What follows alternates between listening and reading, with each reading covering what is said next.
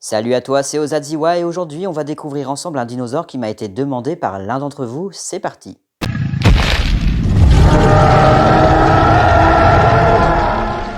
Pour notre voyage d'aujourd'hui, nous allons devoir sacrément remonter le temps puisqu'il va débuter à la fin du Triassique supérieur. Donc nous allons nous retrouver il y a 210 millions d'années. Dans ce qui est aujourd'hui l'Asie et plus précisément en Thaïlande dans la région d'Isan, pour faire ensemble la découverte de l'Isanosaurus.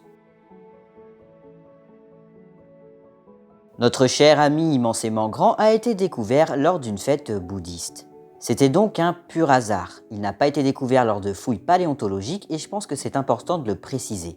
Et il a été décrit et nommé officiellement en 2000 par Buffetot.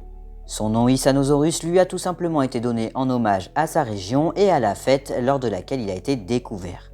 Je vais vous en parler plus tard. Pour ce qui est de sa classification, notre ami l'Isanosaurus faisait partie de l'ordre des saurichiens, du sous-ordre des Sauropodomorpha, de l'infraordre Sauropoda, et son genre Isanosaurus ne compte à ce jour qu'une seule espèce, Ativipachi, si ça se dit bien comme ça. Passons maintenant à sa morphologie, puisque l'Isanosaurus, vous allez le voir, a une très grande importance.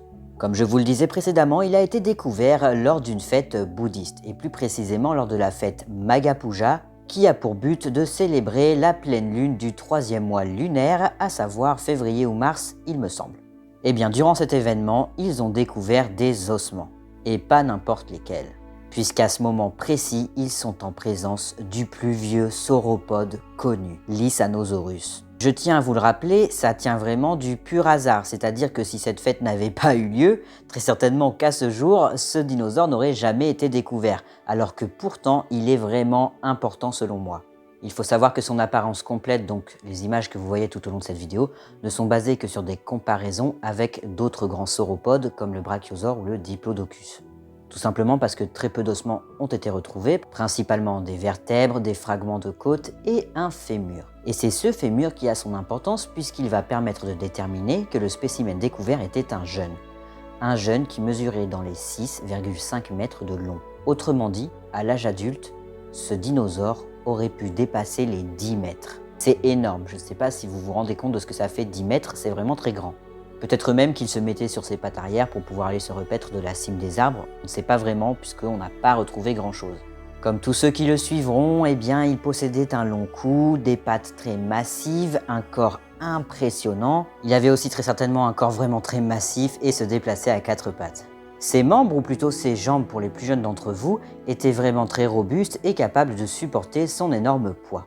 Et maintenant nous allons arriver dans la dernière partie de cette vidéo. Je sais, c'est frustrant, c'est très court comme vidéo, mais en fait ce dinosaure est très peu connu et très peu d'ossements ont été retrouvés. Néanmoins, ça ne fait pas pour autant de lui un dinosaure anodin, puisqu'il a son importance. Je vous l'ai dit précédemment, l'Isanosaurus est à ce jour le plus vieux sauropode connu. Autrement dit, c'était le papy des diplos et l'ancien des brachios. Et bien qu'il s'agisse du plus ancien sauropode connu, l'Isanosaurus montre à quel point le gigantisme est arrivé très tôt chez les dinosaures. On peut le dire sans détour, je pense que c'était très clairement le précurseur des diplodocus. C'était Ozadziwa, j'espère que cette courte vidéo t'a plu. Si c'est le cas, n'hésite pas à liker et à t'abonner, ça fait toujours plaisir. Si tu as regardé jusqu'au bout, marque Isano en commentaire. Et on se retrouve mercredi prochain pour découvrir ensemble un nouveau dinosaure. Tchuss!